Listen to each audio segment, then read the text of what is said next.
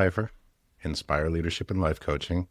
And the client list is the widest spectrum you can imagine. So everything from C-suite executives, military leaders, both enlisted and officers, professional teams, business owners, professionals in general, parents, high school and college age students, and student athletes. So what do you do exactly? I'm a coach. I'm an executive leadership coach. And I work with people to help them identify their leadership strengths, lean into their leadership strengths, help them navigate challenges that are in front of them, and become the best version of themselves. It's the short of it. I love that. Why does that matter? Leadership shows up in everything that we do. When people hear executive coach or leadership coach, they think the professional side of things. And if you think about it, take a step back for a second, leadership shows up in every aspect of life, whether it's you as a parent, you're naturally a leader to your family. If you're a husband, you're a leader with your wife, or vice versa. If you're a parent, you're a leader to your children. If you are a part of any community type group or a recreational sports team, there's leadership within all of that. But then, of course, there's the professional side of it. So leadership's important. And one of my pillars of leadership is accountability has no rank. It took me a second to come up with that. Accountability has no rank. And what that means in short is that it doesn't matter what your position is, what your formal title is in any of those situations. You can step up and you can be a leader. And being a leader is simply helping make decisions or making decisions, facilitating movement forward in a positive direction to accomplish a goal. It's that simple. Where did that philosophy come from? A lot of it stems from the Marine Corps. So that's where I first got my taste of what actual formal leadership was. When you said rank, that was a dead giveaway. Yep. So you spent much of your career in high pressure environment where the decisions that you made, they actually mattered. How did those experiences shape the way you think about staying calm and leading when things get difficult? So I always remind myself, no matter what's going on or how crazy things may be, that in this moment, we're not talking about things blowing up, bullets flying around, people dying, any of that craziness, right? So that immediately kind of brings everything down a notch because it's like, okay, what's the worst that can happen right now in this moment? And typically it's maybe somebody's emotions are high, maybe we miss a deadline slightly by a short period of time. It's just really trivial type things that we're talking about. And in just considering that in the moment, it immediately slows everything down. It allows you that opportunity to kind of take a few deep breaths and consider what's in front of you, and then start looking at the different options. Which direction do we want to go? Why do we want to go that direction? And then we make a decision. That's interesting in terms of why that was kind of the first thing that you thought of. Do you feel like we're in a society or a culture or a time period where people are making decisions almost as if the bullets are flying 24/7, not being able to pause? Or give me your thoughts around. Yeah, that's an interesting question. I think that's always been the case. I don't think it's any more prevalent now than it's ever been. I think what we see now, though, is a lot more of those decisions being highlighted.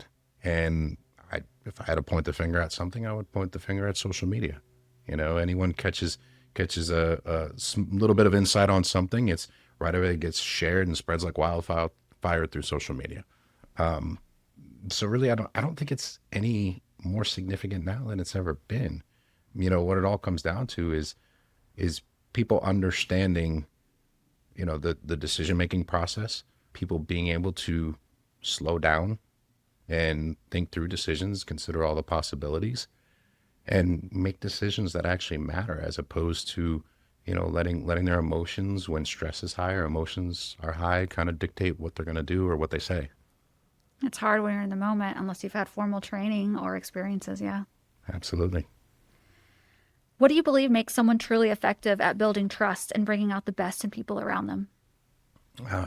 So what I do as a coach is truly dependent on building trust. So in my opinion, building trust, part of it is who you are, what you've been through, what your experience is, the type of character that you have. So your ability to be able to connect with people, relate to them, and share some commonalities so that you can find that middle ground as you start to engage with them and that trust starts to form.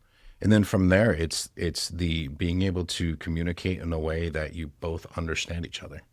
And that's not always easy because sometimes we want to communicate in the way that we're comfortable, but we don't want to consider how the other person might want to communicate. And we all send messages in a certain way and we all receive messages in a certain way.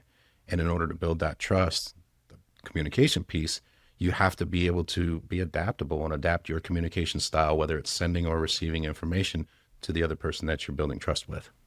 Do you do training or have you done any studying around the different ways how you have to first know that person's communication style before you can adapt to it, yeah? Yeah, yeah. I mean, you figure it out as well. That's what I was going to ask. Are there faster ways besides here, take this personality test? Yeah, there's a feel to it. There's, I in another life, perhaps I would have gotten into the psychology field because I enjoy figuring people out. I like figuring out what makes people tick and talk.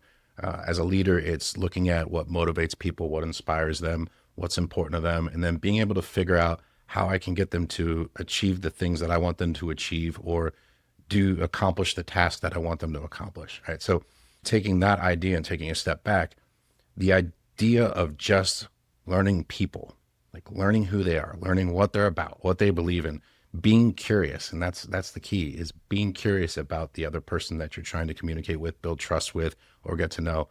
That's how it all happens. If I'm curious about you and I'm willing to sit there and consider all of the things, why do you respond to questions in a certain way? Why do you have this belief? And I'm not judging or anything off of that. I'm just simply curious about it. That's going to help me more quickly learn about you and how you best communicate so that I can communicate with you more effectively.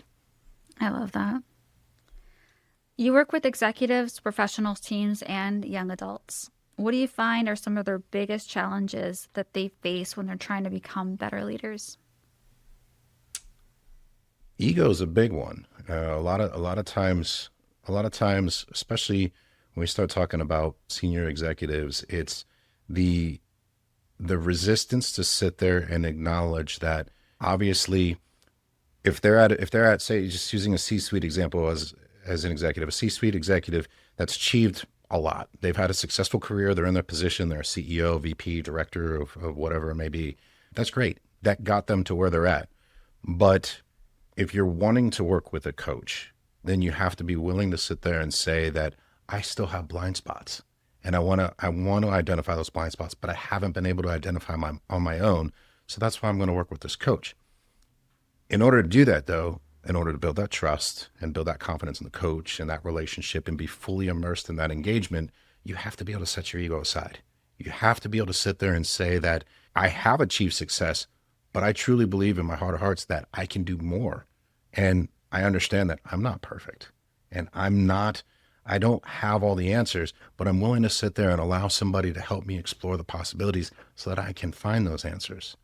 And I always like to highlight, there's a list of celebrities, household names that people hear: Tony Robbins, Oprah Winfrey, Bill Gates. There's celebrities, musicians, Leonardo DiCaprio, the rock band Metallica. There's this whole extensive list of people who have incredible success in life, and they work with coaches. And I like to highlight Tony Robbins because everyone knows Tony Robbins is the guy that's rah rah, and people pay all kinds of money and spend the weekend with him, and they come out of his conference and they want to take on the world, But he himself, in all of his fame and all of his success and his ability to do that for other people, acknowledges that he can be better, that there's blind spots that he is not able to identify on his own, and that if he can have somebody come in and help him identify those blind spots, he then can elevate himself and separate himself even further from his competition. So it goes back to being able to set that ego aside. And once you set that ego aside and say that I'm not perfect and that there's more that I can learn and I'm open to it, that's when the work can be done. You said you like human psychology, so I'm interested. What is your definition or thoughts around ego? That's a good question. You're going to stump me with that one. Because it's like ego is such a, it feels like a bad word, but it's not Mhm. it's not really, Yeah, but it can get in the way. it could get in the way. I, when I think about ego, I think of it's a level of confidence where there's a fine line, and that that You can go either way. It could be your ego can fall on one side of that line where the confidence is overconfident.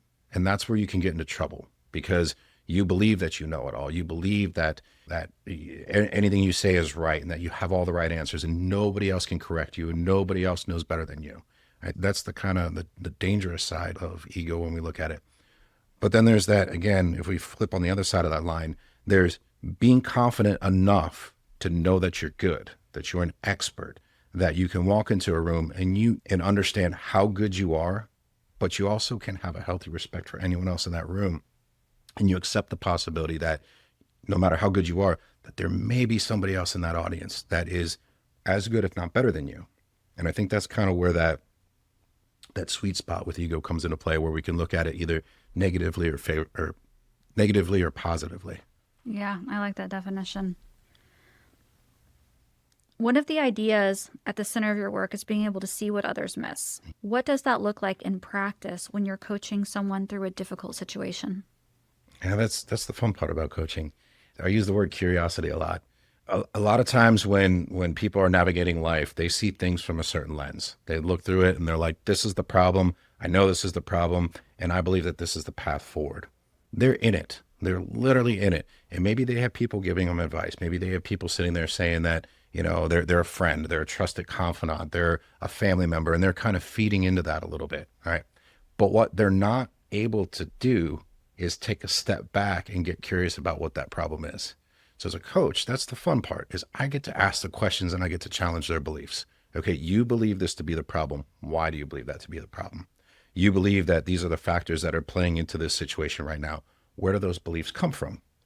What about this? What about that? What are the possibilities if we were to go in this direction? What would it look like for you if we were to try this instead? What are some other things that have worked in the past that are similar that might not fit into this? And how could they possibly be applied to this situation?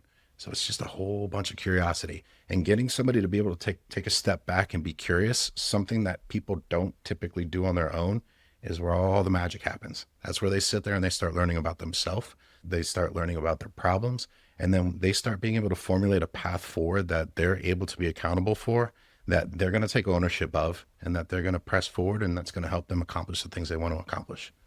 I don't think people understand the power of asking the right question. Sounds like you've got this. It's amazing. Absolutely amazing. Communication is a major part of your coaching work.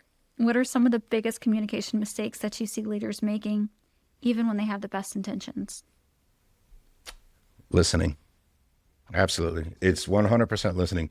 I have a program called the Edge Series. It's a 5-part series on communication. And the very first segment of that is called third level listening.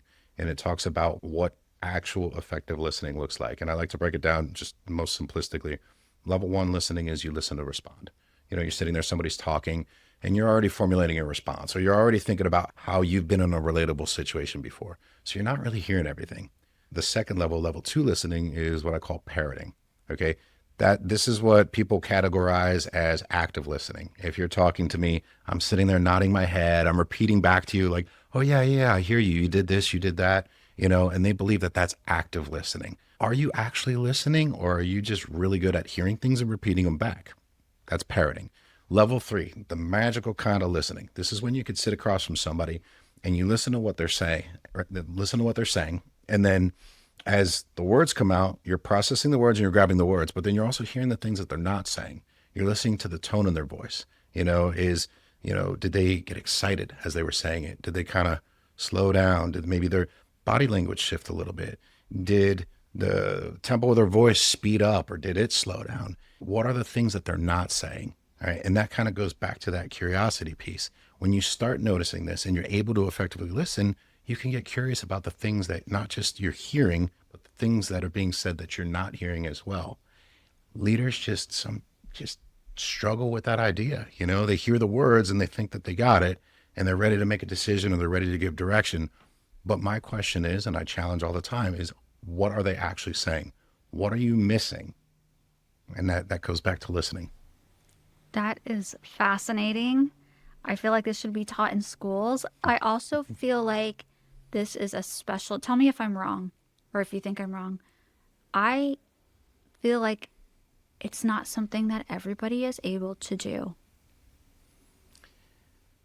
I think it comes more naturally to some people. I think that if you're made aware of it, my belief is if somebody takes the time to explain it to you and make you aware of it, like anything, any habit you can break, it's possible for you to break it.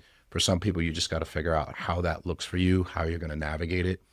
But I believe if you're aware of it and you intentionally try to practice it, you can become better at it. You can be more proficient at it. But if nobody takes the time to break it down and explain it to you or even show you, model it for you, how it looks, how it works, and the effectiveness of it, then some people, yeah, they might not have a real strong chance to be a real good, successful listener. Yeah, and that affects all parts of your life, not just in business, Yep. for sure. Yep. You teach the importance of listening, asking the right questions, and avoiding the advice trap. Why can it sometimes be more effective to ask a better question than immediately offer a solution? And clarify what the advice trap is as well. The advice trap is exactly what I was just explaining, where somebody hears words and they're like, yep, I got it. Here's the direction you should go. This is how you fix it. What they may have missed is what the rest of the problem actually is. Maybe there's underlying factors that have not been considered. Maybe that person who's sharing the information with you, they're sharing with you not because they're looking for the answer, but they're more so looking for the opportunity just to vent and say it out loud so that they can think out loud and they want to process it. And you, as the person that's sitting on the other end of it, you're hearing the words, you're hearing the problem, and you're like, I want to fix it. Right. So the advice trap is falling into that right there, where you hear something and you have this innate need to fix it, as opposed to taking a step back and going back to the curiosity. Curiosity is key. Being curious about what that person's navigating. Why are they navigating it? What do they see as the problem is? Is there an opportunity in here for them to learn something about themselves or learn something about this problem that they may not have learned on their own? Is there an opportunity for you as the other person to learn about the same? Perhaps the problem, what it appears to be on the surface, is something much deeper. And if you take a step back and you take an extra moment or two to be curious about that person, or why this is a problem, you might learn something that you did not know, and you might help them learn something that they didn't know in that moment as well. So I have a little bit of a nosy question for you. Sure. I know you kind of gave me a surface level of why you got into this, but what's the childhood linked connection to why you got into this? I've never really thought of it from the childhood perspective. If I had to think about it from the childhood perspective, maybe it was because I didn't have somebody like this. Parents always believe that they're good listeners, and many times parents do a pretty bang up job at parenting. But at the end of the day, parents also have this belief that they know what's best. They have this belief that they know their kids better than anyone else. They have this belief that they know what's best for their kids. But a lot of times parents just don't ask simple questions. Like, what's important about that to you? Talking about kids making a decision between whether they're going to go in the military or college or the trades or whatever it may be after high school. Nobody, I don't want to say nobody, but many times parents don't ask that young adult, like, what's important to them? Like, where do they see themselves in 5 years? Why do they see themselves there? And I guess I think back to my childhood, and I made a lot of decisions that were probably pretty rushed, pretty emotion filled.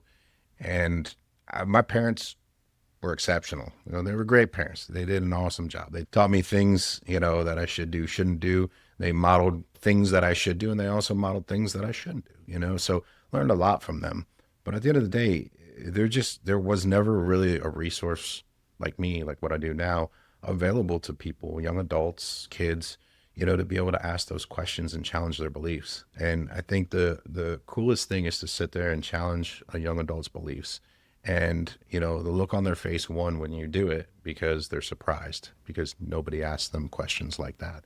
And then two, watching them take a step back and actually think about what's important to them, or think about what they imagine their life looking like 5 years down the road, is a really cool thing. It's powerful. And so I didn't have it. And, I guess as a kid, I think about being able to do this, not just for other young adults, but applying it to any role in any position. I'm confident I could walk in the room with anyone at any level and engage with them in an effective conversation, a coaching conversation, and you know, ask them questions that are going to have them walking out of that room saying, I learned something about myself I didn't know, or I learned something about whatever's in front of me that I didn't know because of that conversation with Dan. Yeah, I mean, if you're coaching everything from C level to high school students, that's means really humans, we're all the same, right? Yeah. At the end of the day, like our Yep. fears, our things that motivate us. Yep.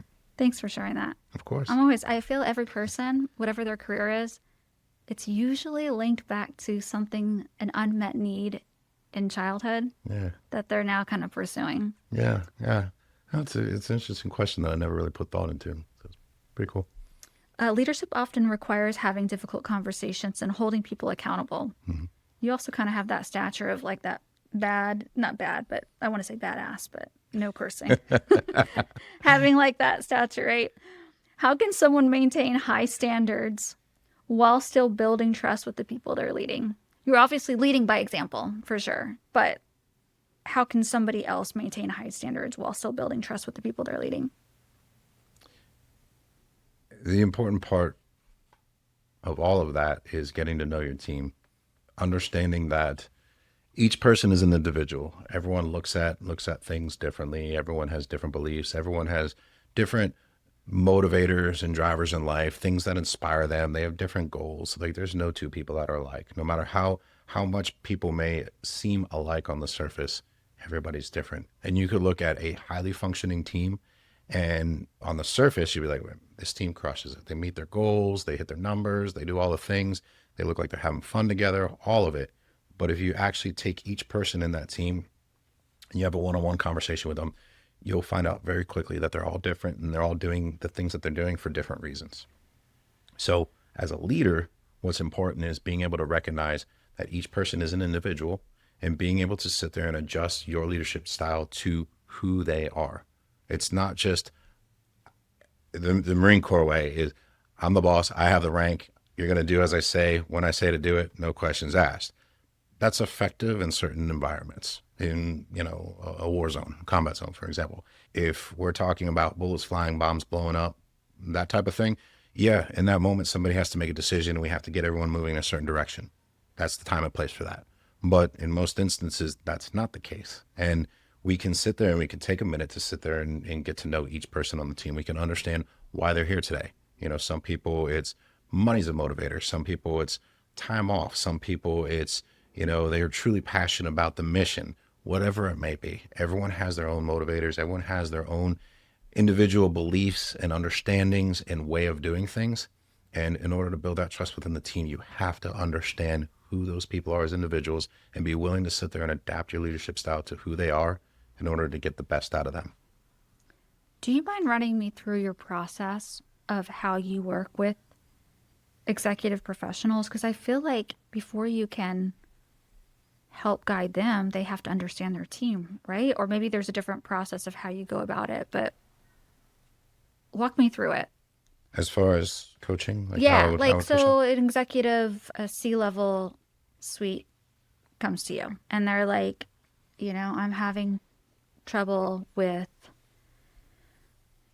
getting my team to do what I need them to do. They're not doing as I say. I tell them to do X, Y, and Z. They're not doing it. Yep. What's your first step? First thing I establish with any of my clients is I'm not here to give you the answers. I have experience in life and it might be relevant in this case, but my goal is not to give you answers. If you're looking for that, that's mentorship. And that's a completely different conversation. And that's something I could offer. But the reason why we're having this engagement at that point is because you're looking for a coach. All right. So I need you to accept that I'm not going to give you the answers. First part. Second part is I need you to understand that I'm going to challenge your beliefs. I'm going to challenge the way that you look at things. And I'm going to ask you difficult questions that many people probably won't ask you or maybe afraid to ask you. I'm going to ask you those. And I want you to be honest with me and open with me, because when you're honest and open with me, you're being honest and open with yourself. And that'll allow us to actually explore what is really going on here and the possibilities around possible path forward. So once we establish those baseline and we sit there and say that this is the expectations that we have for each other, this is how our engagement's going to go, then we can actually get into doing the work. But there has to be that that conversation where we establish so we'd say in the Marine Corps, left and right lateral limits.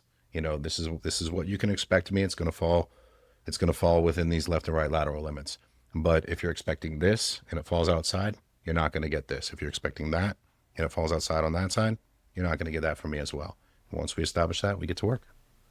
I feel like every relationship, whether personal or professional, should have what do you call it? Left and right lateral limits. Okay, every relationship should have one of those.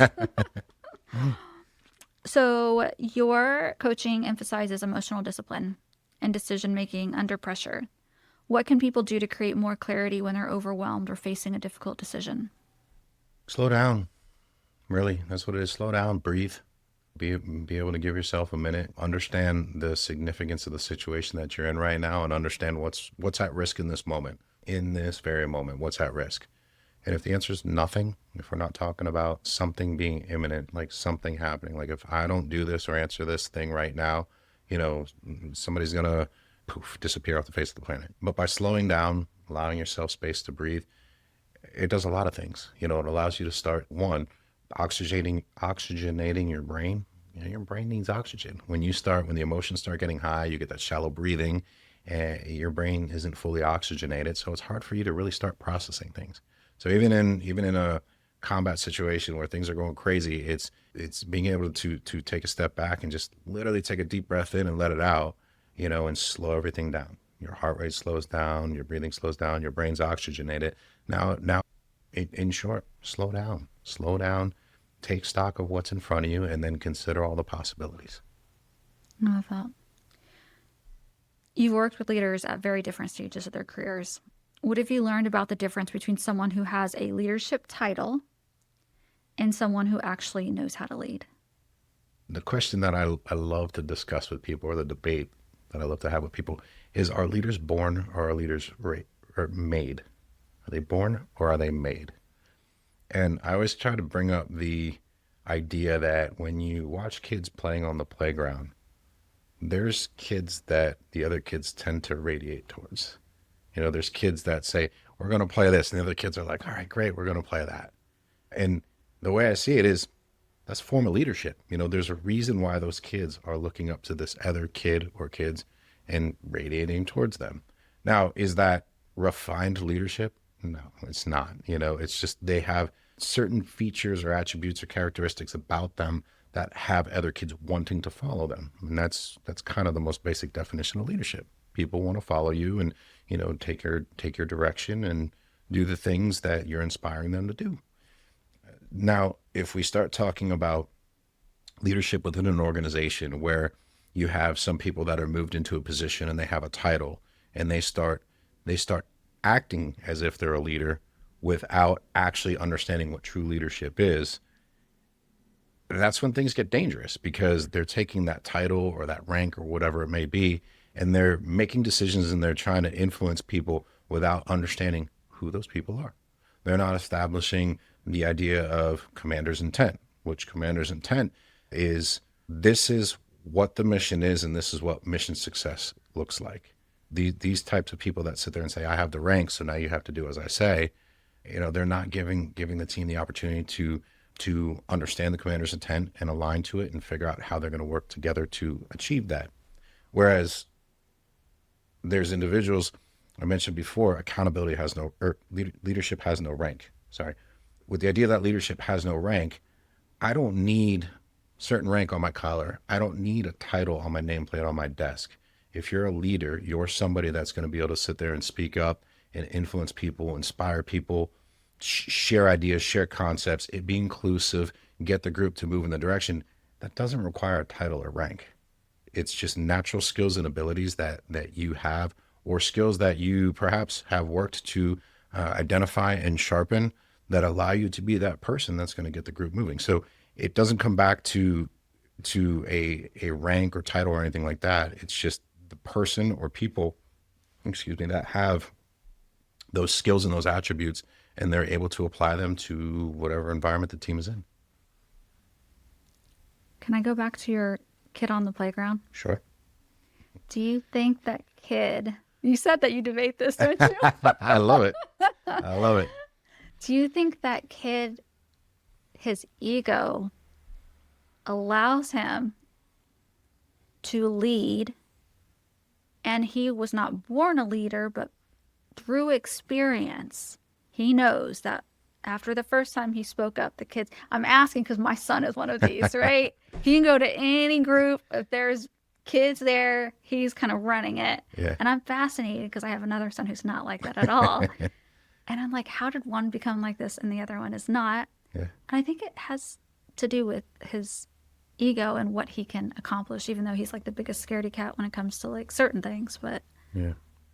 so is it really born? What is your thoughts? Do you think leadership is something you're born with, or is it Yeah, absolutely. I mean, created? he has those traits, those characteristics about him that he's able to get a random group of kids in order to follow him and do the things that he wants them to do, whether it's play tag on the playground or go play basketball or soccer or baseball or whatever it may be. He has those traits.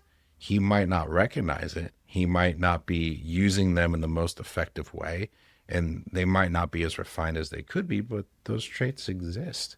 But there's also all different types of leaders. Leaders look different. There's some that will always put themselves in front of the team. And say, I'm going to model this, and this is what we're going to do, and this is why we're going to do it this way. And they're going to explain it, and they're going to get buy-in from the team, and that's their leadership style. And then there's some that can sit in the back and be more strategic type leaders, where they have the same traits and characteristics and skills. However, they don't need to be in front of the room. They can sit there and they can empower the team to do the things that need to be done in order to accomplish whatever task they want to accomplish.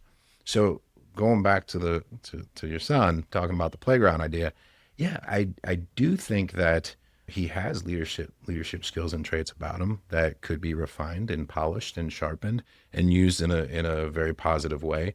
I think also, if we're talking about ego, the success that he's had and being able to get people to do what he wants probably is building his ego. The question is are we building it in a way that's favorable or unfavorable? And that's the part that's worth paying attention to, really. Yeah. Yeah. I feel like if I were to like pick a button of which leader I wanted to be, I would want to be the one in the back who can empower everybody else to do the thing versus always having to be the one that's like rallying the troops. And I would ask you the question why, but we don't have to do that now. So you also coach high school and college age young adults who are trying to figure out their direction. What are some of the biggest pressures young people are facing when it comes to making decisions about their future? And how do you think parents play a part in that? You just said the biggest pressure right there. It's parents. Parents believe they know what's best for their kids. And in some instances, maybe that's right. Maybe these young adults need that. I put it in the bucket of mentorship. They need somebody to sit there and say, I've walked this path before. This is how it played out for me. And I don't want this path because it's clearly not a good path to be your path. Sometimes that's needed. But in other instances, and I think a lot of young adults and parents fall into this category. The parents just simply believe that they know what's best for their kids, and they don't take the time to ask the questions. There's this area, especially Northern Virginia. I ran the numbers not too long ago. I think over 60-some thousand high school student athletes in this area. And many parents believe that their student athlete is going to be the next professional superstar in whatever sport they play. And I'm not saying that that's not the case or that can't be the case, but statistically, that's just not possible for all 60 plus thousand of them to be that athlete. Now, is there potential for them to play at the next level, at the college level? Sure. There's Division One, Division Two, Division Three colleges. Could they possibly play there? Sure. Does it mean they're going to get a scholarship? Not necessarily. But the idea that they believe this, parents are willing to sit there and invest ridiculous amounts of money into skills camps and travel teams, and they're willing to sit there and work all week and then spend the entire weekend traveling just to make sure that their kids have the opportunity to get the visibility with college coaches and scouts and all that so that they can play at the next level. What doesn't happen though is those same parents that believe that just because their kid is enjoying it now or they enjoyed it for a period of their life, they're not having that conversation with that young adult and asking them why they're playing that sport. Or they're a military family and they believe that their kids should go in the military. They're not asking them what's important to this kid. Do they want to go in the military? Where do they see themselves in 5 years? And maybe it's I want to be working in an IT company because I think technology is great and I enjoy it for these reasons or whatever. But the point is, all of this is the parents believe they know what's best for the kids and they're willing to go to tremendous lengths to guide these young adults down this path without even taking a moment to ask these kids the important questions like what's important to you, where do you see yourself in 5 years, what do you want to do next. And it's incredible when you ask these young adults these questions, the types of responses that you get from them. I'm sure. I feel like as well, you get to play with the whole fact that AI technology is changing the future of the jobs that kids going through high school right now are going to be able to get in the next 4 to 8 years.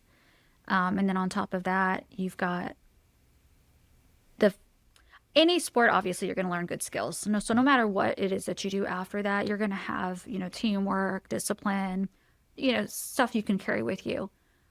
But then also that expectation of the parent where it's like, I've spent 6 years of driving you around and tens of thousands of dollars, and you didn't make it into, I'm sure there's on the academic level as well. Yeah, absolutely. Absolutely.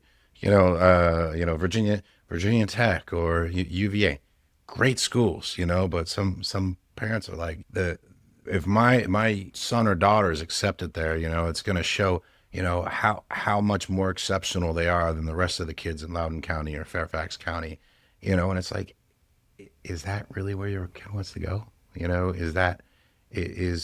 Do those schools offer the things that they want to study and learn about? Does it offer them the opportunity to have the experiences in life that they want to learn or have? And parents are just believers that they think they know what's best. And I've had, on the flip side, not just the conversations with these, high school and college age students, I've had the conversations with parents. And I get a chuckle out of it because so many times in these conversations with parents, they'll tell me what they know to be true, and they're confident about it. I know this. And I ask, well, how do you know? Well, it's my son or it's my daughter. Okay, but how do you know? I know them. I've raised them for the last 18 years. I just know. I'm like, okay, but you're not answering my question. You're saying, I just know. How do you know?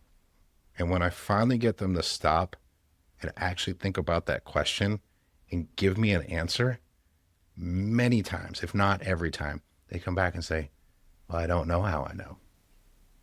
And then the next question is, what would it look like for you to ask them that question tonight when you get home and see them? I'm actually taking notes from just what you're saying mentally of like, I need to talk to my 15-year-old a little more and ask some better questions. Yeah, it's wild. Absolutely wild. Yeah, and what's even cooler is when I have an opportunity to follow up with that parent afterwards and they tell me what they learned. And lo and behold, I'm never surprised when they sit there and say that the belief that they had wasn't true and that in fact it was something else. And then how the conversation ensued, and it was one of the best conversations they've ever had with their, teenage son or daughter. I think it's absolutely amazing. But yeah, that's what I get to do. I think it would be fun for you to host like a workshop series for both the parent and the kid and do something together and then separate and then bring them back together. Because it sounds like it's not just when you coach, you're not coaching just the student athlete. It's like you got to get the parent on board and involved as well. Yep. That's fascinating. Yeah, I'd love the opportunity to do something like that. I've been trying to find ways to get in with Loudoun County. I was going to say, you got to get into that Loudoun County. Definitely. I'll look through my resources and contacts because I think that would be so valuable for kids in this area and just the parents as well. Yeah, parent-teacher nights, back to school nights, any of that.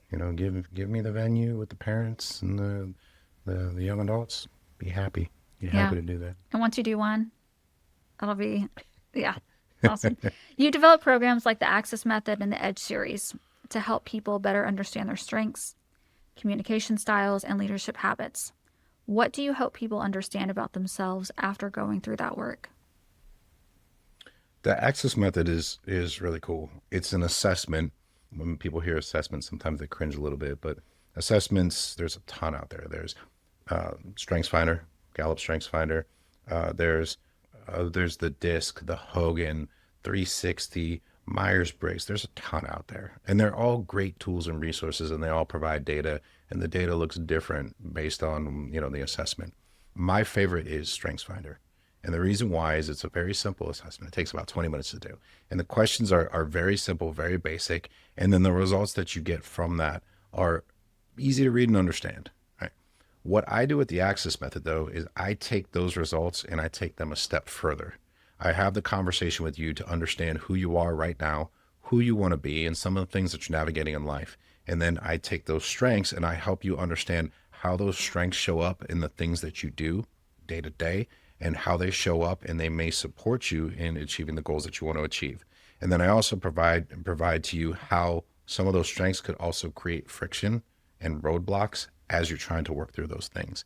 And when you become aware of those strengths, what's cool is that you can sit there and be like, okay, this is my I'm trying to think of a random strength to use it as an example right now. This is my communicator coming out, when you feel the need to sit there and communicate almost to a fault, where you have to be able to step back and ask yourself the question.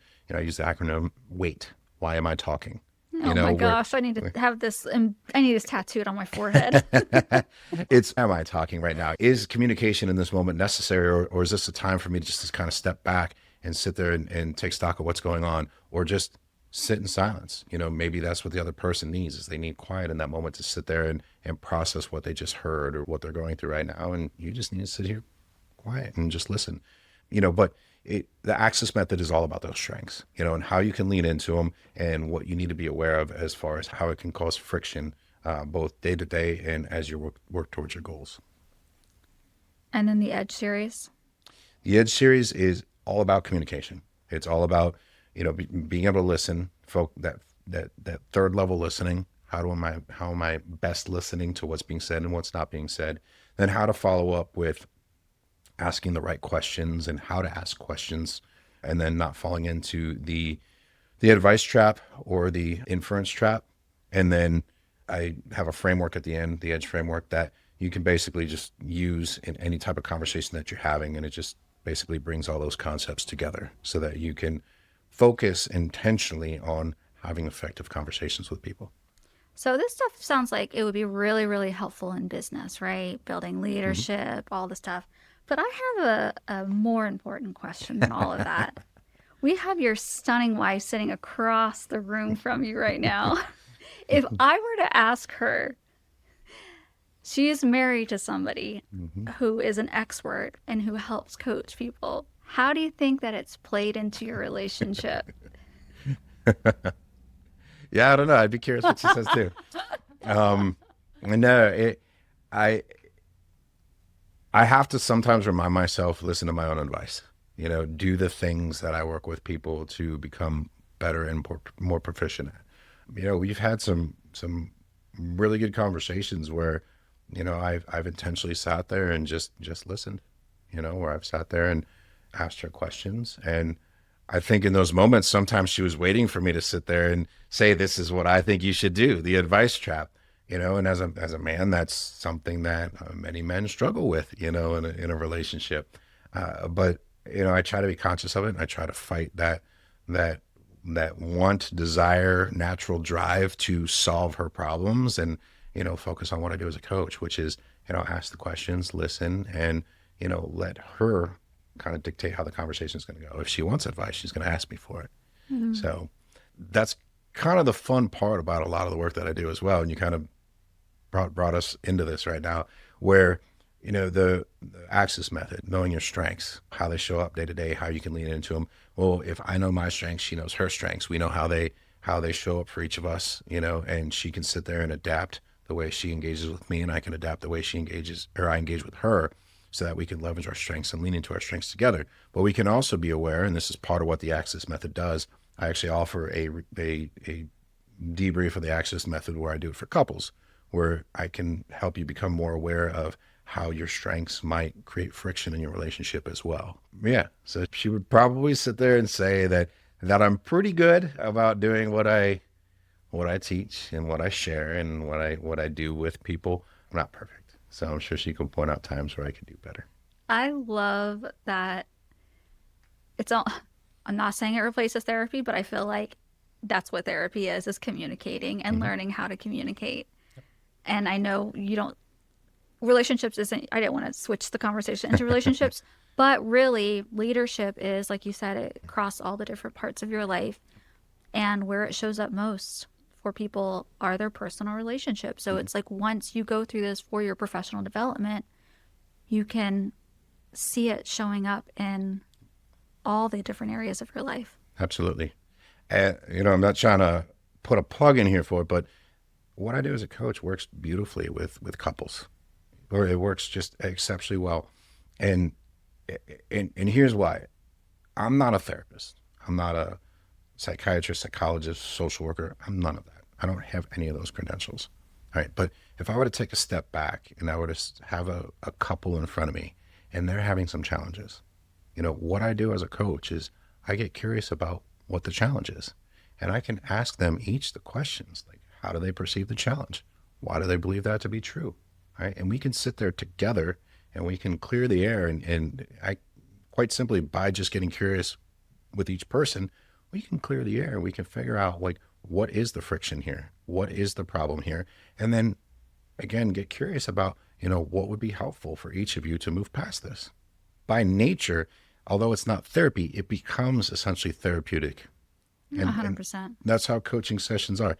Many times I have clients sit back and say, that felt kind of like therapy, but it wasn't therapy. Yes. And just with that idea alone, I have a lot of clients that come to me just for that reason, because they're like, I don't want to work with a therapist. And therapists are great. There's a lot of great social workers, psychologists, psychiatrists, all of them. They're all great. And there absolutely is a need for them. And there's scenarios where I will sit there and I will decline to take on a client because I'll say, I'm not the expert in this one. You should probably be working with one of them instead. And I've done that. I've done that on more than one occasion. But at the same time, when people come to me and they start explaining to me what's going on, after we have that conversation, we figure out if we're going to be a good fit. A lot of times, that comes out where it's like, I didn't want to work with a therapist because I don't know if this really is therapy worthy.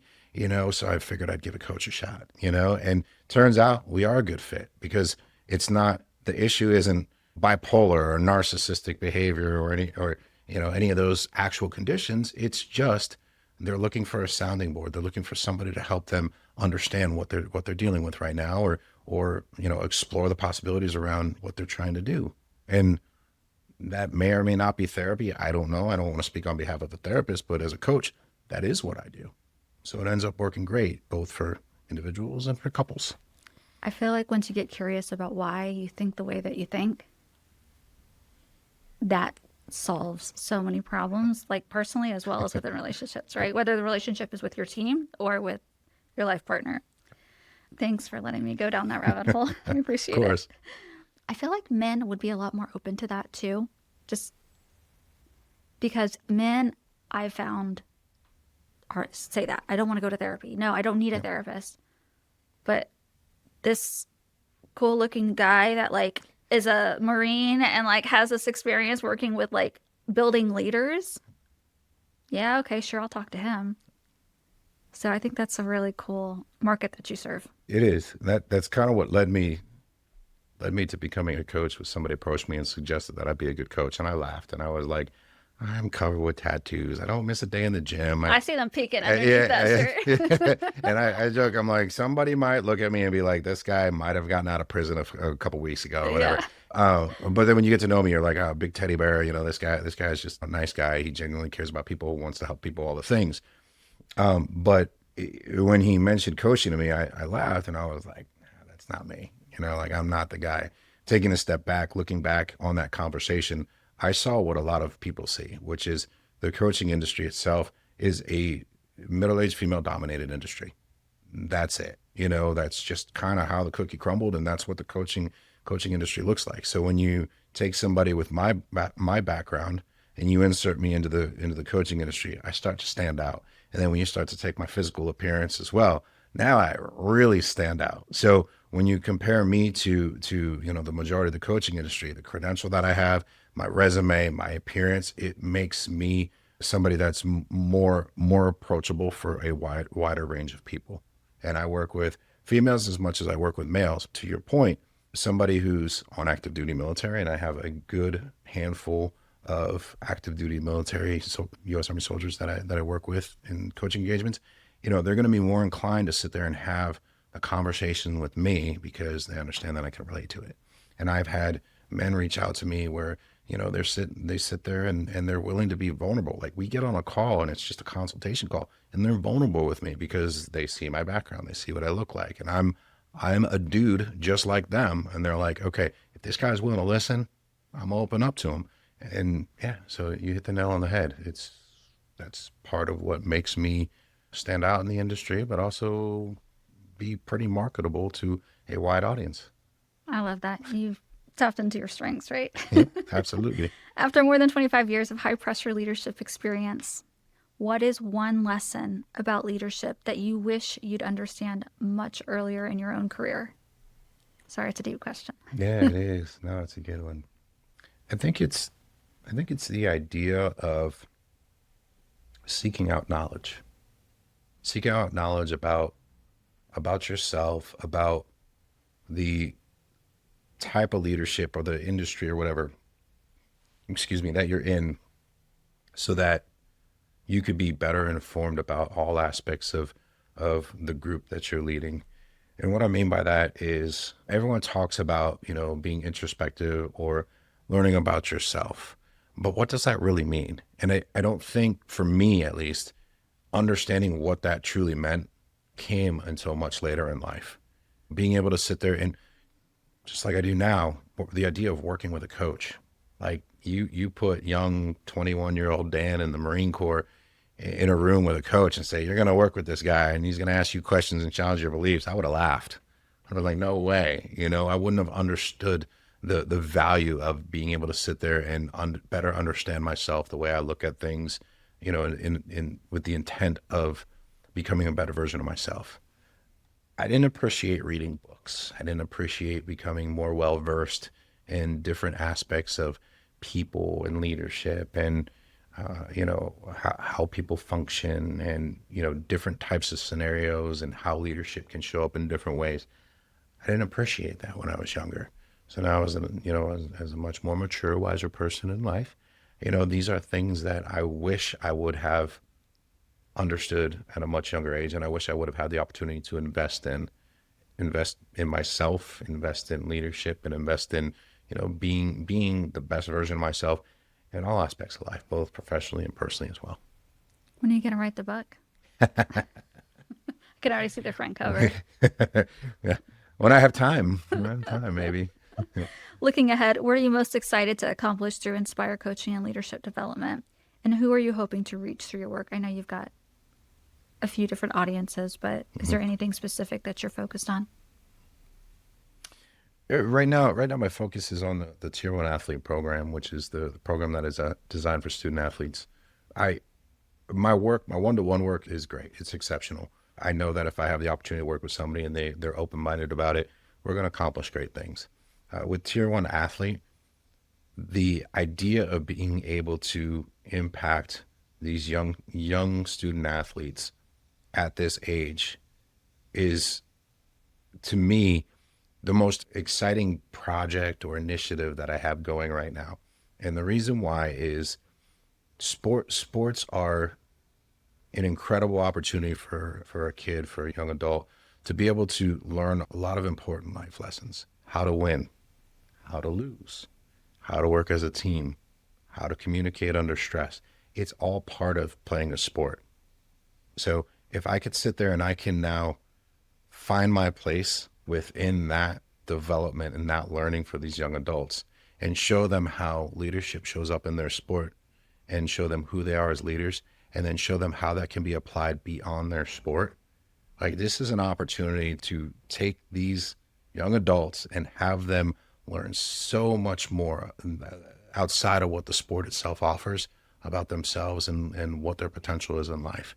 And then these are lessons that are going to continue to follow them in every step of life after the sport and after school. So that's why I'm most excited about Tier 1 athlete right now.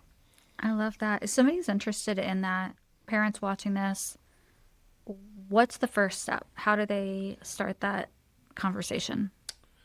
www.tier1athlete.net. One, the number one spelled out. Cool. Awesome. Whew. As we wrap up, is there anything that you'd like to add that we haven't touched on? You know, I have one question. Sure, go ahead. I'm one of the most curious people ever. So if you allow me to, which I'm not going to do, I promise, I could sit here and talk to you like all weekend. It's not even a weekend yet, but how have you, and this is a personal question, how do you balance the energy that you have to show up for your clients? You have a full house at home. Mm-hmm. You're married. You're involved in your community. How do you balance it? I don't know. I don't know. I think for me, so family always comes first. Any team that I work with, any professional engagement that I have, I always make it clear family comes first. No ifs, ands, or buts. So that's first and foremost. The second part is I always need to make time for myself to make sure that I recharge and that I have the energy for everybody, family first, and also myself, in order to be the best version of myself. Outside of that, for me personally, coaching, engaging with my clients, engaging with people to help them on their journeys and their personal and professional development is extremely gratifying. It's kind of like, when an artist paints a picture and it's done and it looks great and they step back and they get to bask in all the greatness of that piece of art. I get to do that with each client that I work with and each young adult that I work with. So every time a client has that aha moment and they're like, I just learned something about myself I didn't realize, or I don't know how I was missing that this entire time. Like, thank you. That energizes me. And that reminds me why I do what I do. And it feeds into, okay, I have a full schedule tomorrow, but I have 2 clients tomorrow night or 3 clients tomorrow night or whatever it may be. So I get excited about it. And it reminds me why I do what I do. So it doesn't feel like it's draining. See, in my head, I'm thinking it would feel a little draining to have, but Yeah. it kind of fills not kind of, but it fills your cup. Yep. Yeah, and there are times where, I get done with a session and I'm like, okay, I'm a little spent, but it's still, if I look at the calendar, I'm like, I got another one, give myself a minute and jump right back in. Because again, like, you never know what breakthroughs you're going to have with a client. You never know what they're going to walk away with that, and it sounds silly, but what could literally change their life. It could be a realization that changes the way that they look at things, not just now, but forever. Goes back to that one conversation that they had with you. Yep. That's awesome. Why do I see you like getting drained and then dropping to the ground and doing like 20 push-ups and be like, all right, I'm ready to go. Although that never happened, I have managed to sometimes squeeze workouts in between sessions where, I end up looking at the clock when I'm downstairs in the gym and I'm like, oh boy, and I'm, grabbing a t-shirt real quick and putting on a fresh t-shirt, and just kind of like, okay, good thing that I'm on a camera. So they only see me from, chest up. So it's fine. And they're not sitting next to me. So even if I'm sweating, they don't have to worry about that. But I love it. yeah, I love it. Thank you so much for being on the Alan One Show. Loved hearing your story. I cannot wait to see your program across all the Loudoun County schools, especially the high school program or high schools in the area. Thank you. I'm most grateful for this. I appreciate you taking the time to talk to me and the questions. Some of them were a little challenging, which I wasn't expecting, but I'm most appreciative because they made me think, and I need that sometimes. Thank you.